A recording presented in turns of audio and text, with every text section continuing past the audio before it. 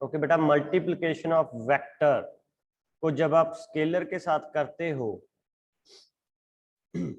Multiply,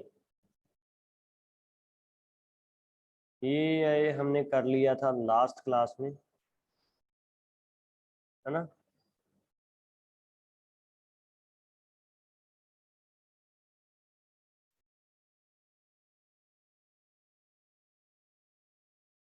okay जी, जब आप multiply करते हो वेक्टर ए को किसी भी स्केलर के साथ, तो जो न्यू आपके पास टर्म आती है वो किस फॉर्म में आती है बेटा? वेक्टर फॉर्म में। ठीक है, अगर आप मैग्नीट्यूड, जितने मैग्नीट्यूड से आप मल्टीप्लाई कर रहे हो प्रोडक्ट के मैग्नीट्यूड के ए के साथ, तो टोटल वैल्यू उसके प्रोडक्ट के इक्वल आएगी। क्लियर। एंड डायरेक्शन कैसी होगी मेरे पास? डायरेक्शन डिपेंड करेगी, अगर तो एस पॉजिटिव हुआ यानी मैग्नीट्यूड है जो पॉजिटिव हुआ तो सेम डायरेक्शन, अगर मैग्नीट्यूड नेगेटिव हुआ तो opposite direction of that particular vector. तो आगे थे आपके पास दो तरीके थे जिनकी वजह से आप मल्टीप्लाई कर सकते हो दो वेक्टर्स को। एक तो है मेरे पास डॉट प्रोडक्ट, अगर मेरे पास स्केलर चाहिए टर्म तो मैं क्या करूंगा बेटा? Dot product. अगर मेरे पास वेक्टर चाहिए तब मैं क्या करूंगा? क्रॉस प्रोडक्ट, और इसको बोल दूंगा वेक्टर प्रोडक्ट। क्लियर है बेटा? तो वन बाय वन हम इसको एक्सप्लेन करेंगे कि डॉट में क्या होगा और क्रॉस में क्या होगा। बहुत ही इंपॉर्टेंट है बेटा, इन्हीं के बेस के ऊपर आपके पास न्यूमेरिकल पूछ लेते हैं वो, इन्हीं के बेस के ऊपर आपके पास न्यूमेरिकल पूछे जाते हैं। तो वन बाय वन हम दोनों को डिस्कस करेंगे। ठीक है, वेरी इंपॉर्टेंट।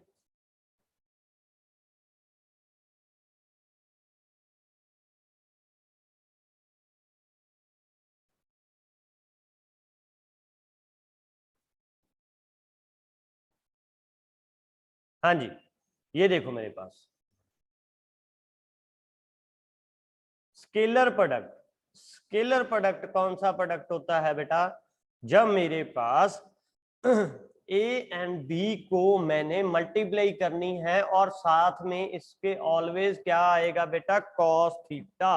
ये आपने याद रखना है, जब भी आप किसी भी चीज का डॉट प्रोडक्ट कर रहे हो, जब भी आप किसी भी चीज का डॉट प्रोडक्ट निकाल रहे हो, यानी डॉट का मतलब है ये वाला साइन, ठीक है, ए वेक्टर डॉट बी वेक्टर अगर कर रहे हो तो इसका स्केलर फॉर्म में कैसा आएगा? ए इंटू बी, साथ में आ जाएगा कॉस थीटा। वेरी इंपॉर्टेंट बेटा। Clear? A dot B into cos theta किस में आएगा? ये स्केलर में। क्लियर? किस में आएगा बेटा? ये स्केलर में। क्लियर? अगर वेक्टर की बात करूं, वेक्टर की बात करूं, अगर यहां पे होता ए वेक्टर क्रॉस बी वेक्टर, तो मेरे पास क्या आ जाएगा बेटा? ए वेक्टर क्रॉस बी वेक्टर होता तो मेरे पास क्या आएगा?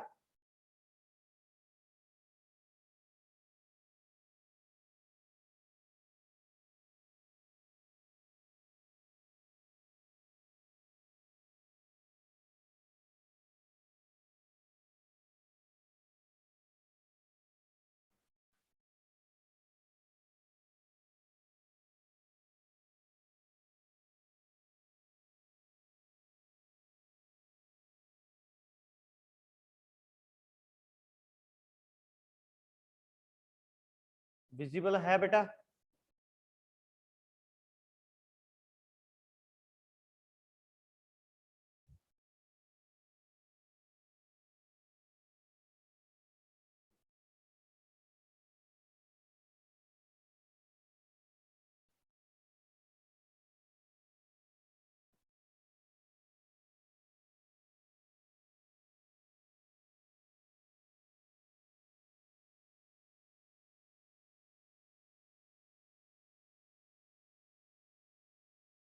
स्केलर में तो आ जाएगा कॉस थीटा, अगर वेक्टर फॉर्म में हुआ तो मेरे पास क्या आ जाएगा बेटा? Sine theta.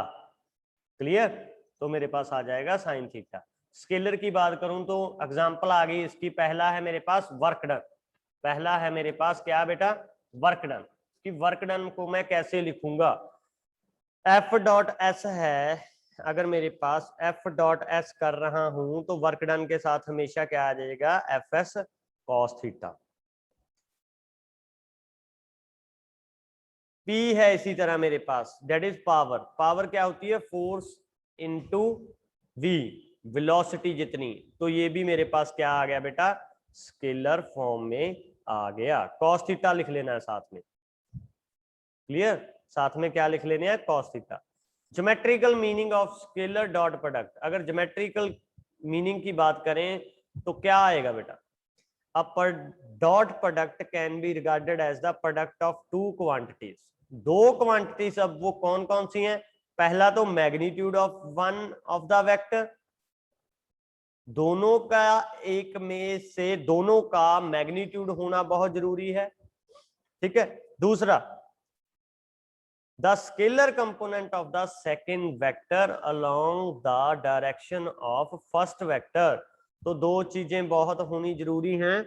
अगर मेरे पास दो वेक्टर, एक वेक्टर दे दिया ये वाला फोर्स, ठीक है, दूसरा कोई भी दे दिया एस, ठीक है, अब ये तो मेरे पास है वेक्टर फॉर्म में, ये है मेरे पास स्केलर फॉर्म में, अब इसको मल्टीप्लाई करनी है मैंने, डॉट प्रोडक्ट करना है मैंने, तो पहला तो मैग्नीट्यूड पे ऊपर डिपेंड करेगा, ये इसके फोर्स के, सपोज करो मैंने दे दी 5 न्यूटन, तो 5 इसका आ जाएगा, आ गया जी पहले में, ठीक है। दूसरा किसके ऊपर डिपेंड करेगा, जो स्केलर ले रहे हो ये वाला एस, स्केलर, और उसी डायरेक्शन में होना चाहिए, ये कहते पॉजिटिव होना चाहिए, यानी ये भी कितना होगा 2, तो आंसर कितना आ जाएगा 5 into 2 that is 10 joule of work done. समझाया बेटा सबको, समझाया बेटा, आवाज आ नहीं रही बेटा, आवाज आ रही है बेटा, यस और नो, हरी अप जल्दी बोलो।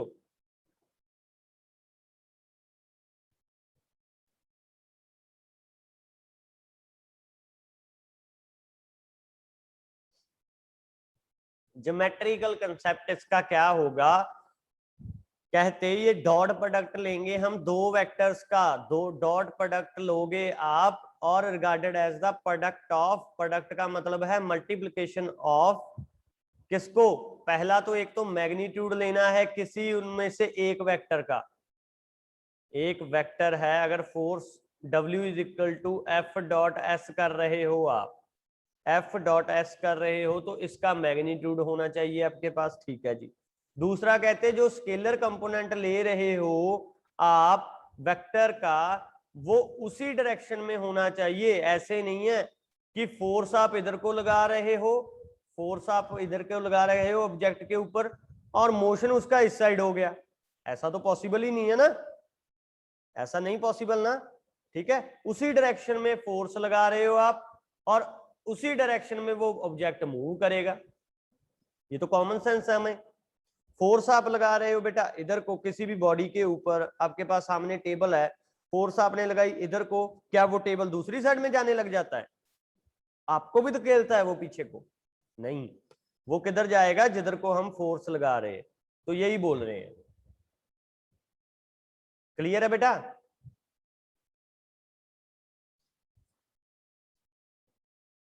क्लियर है बेटा, यस और नो।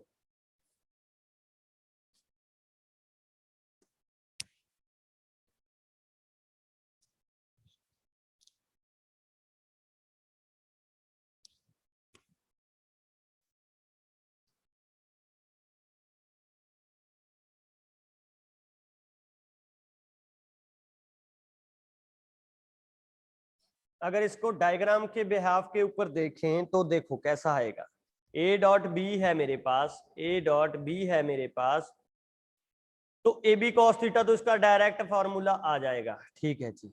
अब कैसे आया ये, कैसे आया अभी, A B cos theta, suppose करो मेरे पास कोई भी वेक्टर है ये वाला ए, ठीक है, ये वाला है मेरे पास b, इसको मैंने दो कंपोनेंट में तोड़ दिया बेटा। एक तो b, उस दिन भी बताया था मैंने, दो कंपोनेंट में टूट जाएगा। एक तो b cos थीटा हो गया, दूसरा क्या हो जाएगा इधर को, नीचे को b sin थीटा। अब सेम डायरेक्शन है a की, इधर को हमने तो a के साथ ही लेना देना है ना, तो इन दोनों का प्रोडक्ट करेंगे हम, इसीलिए आया ये a b cos theta. Clear. Similarly अगर a इधर है मेरे पास, b इधर है मेरे पास, अब a का विद रिस्पेक्ट टू निकालना है तो क्या बन जाएगा, दो कंपोनेंट बन जाएंगे मेरे पास। एक तो इधर बन गया जी, एक इधर बन गया। इधर बन जाएगा a sin थीटा, इधर बन जाएगा a cos थीटा। अब विद रिस्पेक्ट टू b, इसके विद रिस्पेक्ट टू निकालना है तो कितना आ जाएगा, डॉट प्रोडक्ट कर लेना है आपने, a cos theta into b।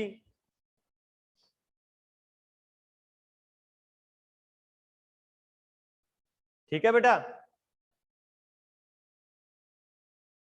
ध्यान से समझो इसको। ये वाली डायग्राम देखो, अगर मैं कोई भी दो वेक्टर होते हैं मेरे पास, ये दो वेक्टर हैं a और ये वेक्टर है b, तो मैं क्या करता था, तीसरा निकालता था, इनका रिजल्टेंट निकालता था ना, ये वाला c वेक्टर निकालता था ना, c वेक्टर रिजल्टेंट आ जाता था जी। ठीक है, क्लियर। अब वही केस इसमें है, अगर मैंने a डॉट b है, इसको दो तरीके से साथ कर सकता हूं, एक तो a के साथ अगर करूं, दूसरा अगर इसको b के साथ करूं। मतलब देखो इसका, a as it is, a के ऊपर आप फाइंड आउट कर रहे हो, तो दो वेक्टर ले लिए मैंने, एक इधर को एक इधर को जी। ठीक है जी, ये है मेरे पास b, ये है मेरे पास a। अब b a के विद रिस्पेक्ट निकालना है तो a तो मैं छेड़ूंगा ही नहीं, a तो एज इट इज। b को मैं छेड़ूंगा तो b को दो कंपोनेंट में डिवाइड कर दूंगा, टू कंपोनेंट में, एक कॉस में एक साइन में। ठीक है, तो कैसे होगा कॉस में साइन में, इसके विद रिस्पेक्ट टू यहां पे बन गया जी, इसके विद रिस्पेक्ट टू यहां पे बन गया जी, तभी ये रिजल्टेंट आएगा ना। एक b cos थीटा हो गया, दूसरी साइड b sin थीटा हो गया जी। अब लेना है हमने a के विद रिस्पेक्ट टू, a के विद रिस्पेक्ट टू, तो a के साथ क्या है b cos थीटा, तो मल्टीप्लाई कर दो b cos थीटा। इसी तरह सेम a आपके पास इधर पड़ा है जी, b इधर के पास पड़ा है, अब b के विद रिस्पेक्ट टू आपने निकालना है, इसके विद रिस्पेक्ट टू निकालना है a एज इट इज। अब आप a के साथ छेड़खानी करोगे, तो एक तो इधर को हो गया बेटा a sin थीटा, एक इधर को हो गया a cos theta.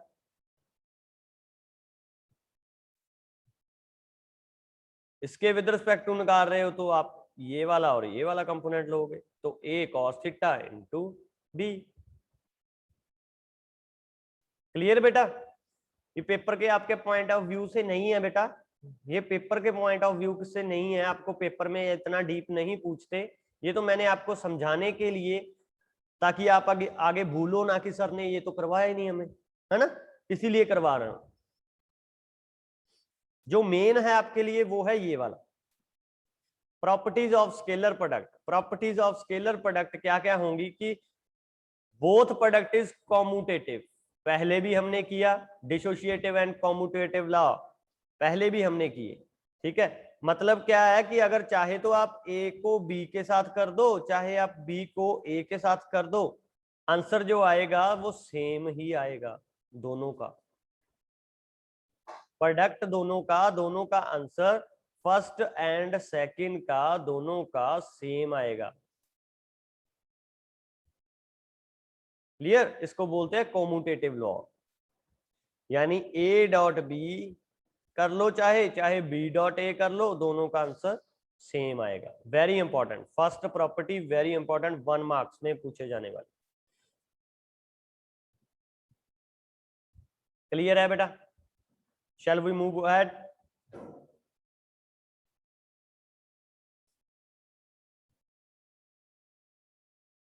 Shell we move ahead.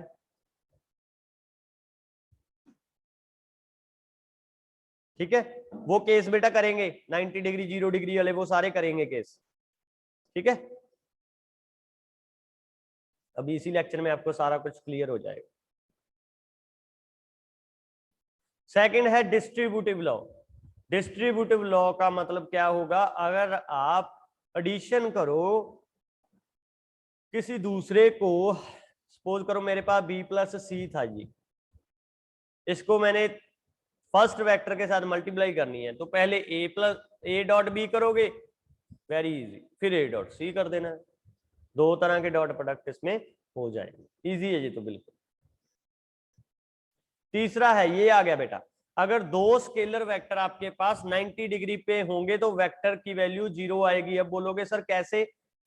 ऐसे बेटा, क्योंकि थीटा जब आपके पास एक वेक्टर ये ले लिया, एक वेक्टर ये ले लिया, पी ए बी कर लो, ए बी दोनों के बीच में है जी एंगल 90 डिग्री का, तो बस सीधा A dot B is equal to cos 90 कितना होता है? 0। तो प्रोडक्ट क्या आ जाएगा बेटा? 0। समझाया आकाश?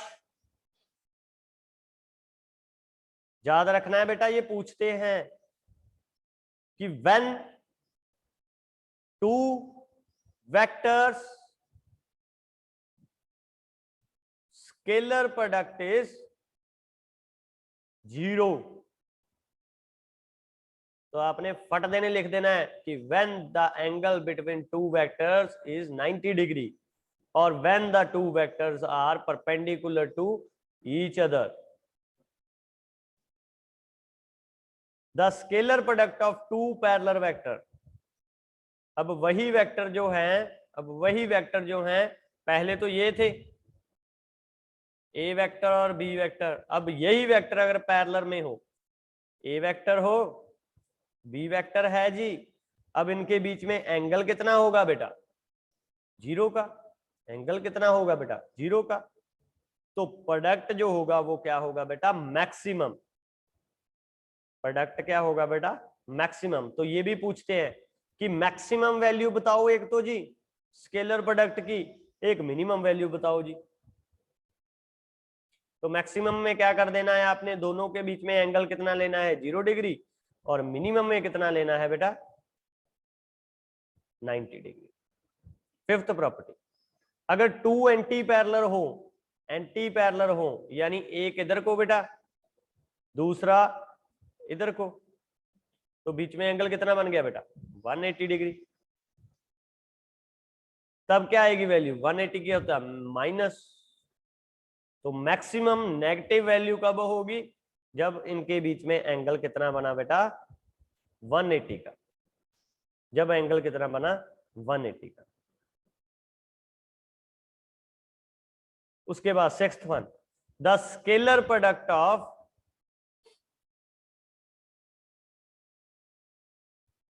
Vector with itself is equal to, अगर आपके पास, वेरी इंपॉर्टेंट बेटा, अगर आपके पास स्क्वायर करना है मैग्नीट्यूड का, एक वेक्टर को उसी वेक्टर के साथ मल्टीप्लाई कर देना है, डॉट प्रोडक्ट कर दोगे तो वो स्क्वायर के इक्वल आ जाएगा। एंगल उसमें कितना होगा बेटा? 0। ठीक है, एक वेक्टर ले लिया, दूसरा का तो लेना देना ही नहीं है। अब मैं बोल दूं कि उसको उसी के साथ मल्टीप्लाई करना है, ए को ए के साथ ही मल्टीप्लाई करना है, तो क्या आ जाएगा बेटा? A square. ठीक है जी, क्या आ जाएगा? A square. Seventh one, very important बेटा, सेवंथ, अगर मेरे पास two vector same unit vector के साथ हो, तो एक बात याद रखना आपने, अगर तो आप आई को आई के साथ मल्टीप्लाई करोगे या जे को जे के साथ मल्टीप्लाई करोगे, के को के के साथ डॉट प्रोडक्ट करोगे, तो आपके पास आंसर आएगा बेटा 1। अगर आप आई को जे के साथ कर रहे हो, जे को के साथ कर रहे हो, के को आई के साथ कर रहे हो, तो आंसर आएगा बेटा 0। आंसर कितना आएगा बेटा? 0।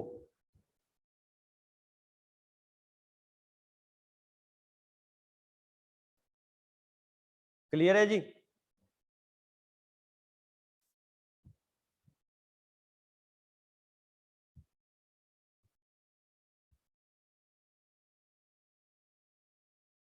स्केलर अगर आपने कैलकुलेट करना है तो आप कैसे, नोटबुक निकालो सभी अपनी अपनी, hurry up, open your notebook और एक क्वेश्चन करेंगे, ये करेंगे। आपके पास ए वेक्टर दे दिया जी इतना, कार्टेशियन यूनिट वेक्टर की फॉर्म में दे दिया ए वेक्टर, बी वेक्टर दे दिया जी इतना। अब आपने मल्टीप्लाई करना है, डॉट प्रोडक्ट करना है, तो सीधा कर देना है बेटा ए डॉट बी।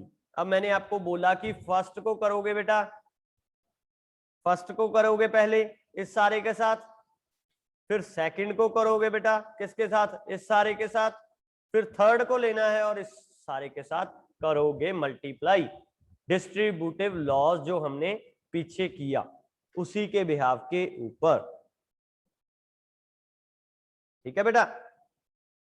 तो पहले इसको किया, ए एक्स आई कैप मल्टीप्लाई जी, ए वाई जे कैप मल्टीप्लाई जी, ए जेड के कैप मल्टीप्लाई जी। अब मैंने पीछे ही आपको बताया कि जब आई को आई के साथ करोगे तो आएगा 1, अगर आप आई को जे के साथ कर दोगे या अदर्स के साथ कर दोगे तो 0। तो अब देखो, इसको इसके साथ मल्टीप्लाई किया आई कैप के साथ तो आंसर आएगा मेरे पास 1, तो ये तो आ गई एक टर्म। बाकी दोनों के साथ करोगे तो वैल्यू कितनी आ गई बेटा, 0, कैंसिल कर दो। तो लिख लो फिर A X B X I dot I, ठीक है जी। इसी तरह वाई जे कैप, इसको करोगे तो सही है बेटा, इसको आई के साथ करोगे मल्टीप्लाई 0, इसको करोगे 0, तो इसको मैं नहीं लूंगा। तो कितना आ गया, कितना आ गया, ये तो 0 ही हो गया, ये भी 0 हो गया, ये भी 0 हो गया जी, ये बचा, ये भी 0 हो गया। सिमिलरली ए जेड की के वाली कंपोनेंट ओनली रह जाएगी, बाकी ये भी 0 और ये भी 0, तो ये भी 0 बेटा, ये भी 0, बचे कौन से, ये तीनों। अब आपको पता है कि ये वाली वैल्यू 1 हो जाएगी, ये वाली वैल्यू 1 हो जाएगी, ये वाली वैल्यू 1 हो जाएगी, तो राइट डाउन 1, ये तो 0 हो गया, ये भी 0 हो गया, ये भी 0 हो गया, ये भी 0, ये भी 0, ये भी 0, ये 1 1।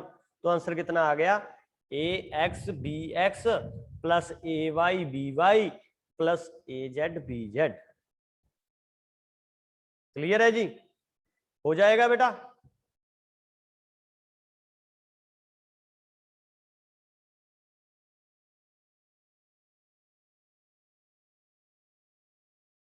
आई को के साथ करेंगे तब भी बेटा 0 ही आएगा, अगर आपने आई को के साथ किया तब भी 0 ही आएगा। एक एग्जांपल करते हैं बेटा, डॉट प्रोडक्ट करना है आपने, ए वेक्टर दे दिया कोई भी 3 I cap plus 2 J cap plus 4 K cap, B vector दे दिया आपके पास 2 I cap plus J cap minus K cap.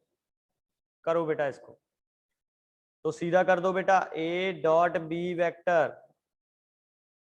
Multiply करना है just 3 I cap plus 2 J cap plus 4 K cap into dot 2 I cap plus J cap minus K cap. पहले इसको सारे के साथ, फिर इसको सारे के साथ, फिर इसको सारे के साथ, ठीक है जी। इसको आई वाली टर्म आएगी ओनली, बाकी 0, तो कितना आ गया 3 इंटू 2 6। आंसर बताओ बेटा मेरा को बेटा जल्दी जल्दी, आई एंड आई 1 हो गया, प्लस इसको बेटा जे के साथ सीधा 2 इंटू जे 2, ठीक है जी। 4 को के साथ, लेकिन निशानी है माइनस की, तो कितना आ गया -4,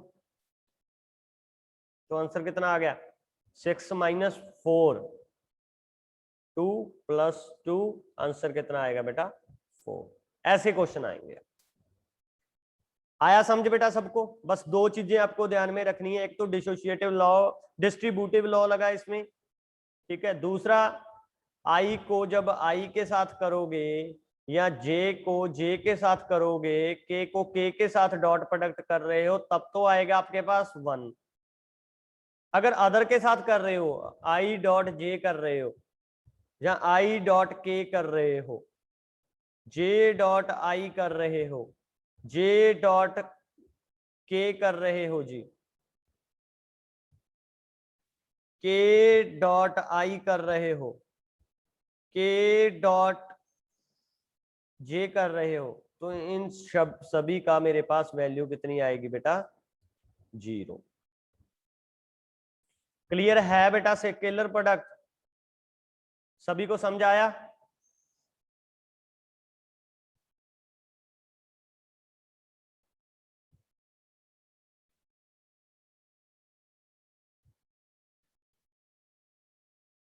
यस और no?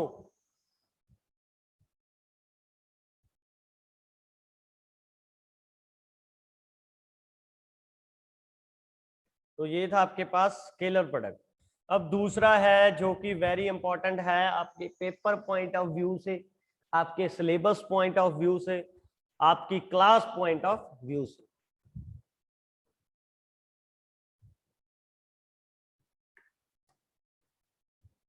That is vector product. दो वेक्टर्स के बीच में आप मल्टीप्लाई कर रहे हो तो मेरे पास क्या आ जाएगा साथ में? इसके साइन थीटा। तो मेरे पास साथ में बेटा क्या आ जाएगा? इसके साइन थीटा।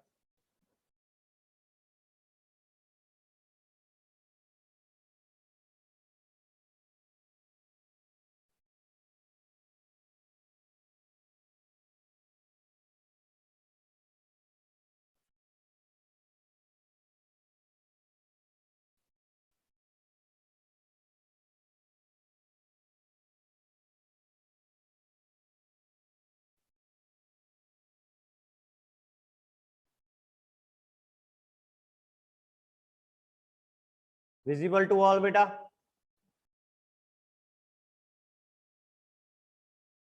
अच्छा, कंफ्यूज हो जाओगे? अगर बेटा एंगल फाइंड आउट करना है तो सीधा बस आपको पास प्रोडक्ट चाहिए इसका, चलो ठीक है ये कल कर लेंगे, है ना, वरना आप भी कंफ्यूज हो जाएंगे। एंगल फर्स्ट ऑफ ऑल तो आपको दिया ही होगा। अगर आपने एंगल फाइंड आउट करना है तो यहां से सीधा बस cos theta is equal to कितना हो जाएगा?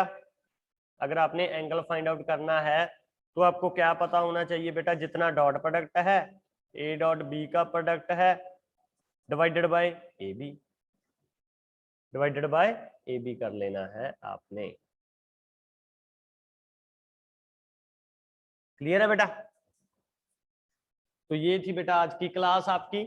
जो वेक्टर प्रोडक्ट हैं वो कल कर लेंगे, ठीक है, क्योंकि आप कहीं कंफ्यूज ना हो जाओ उसमें।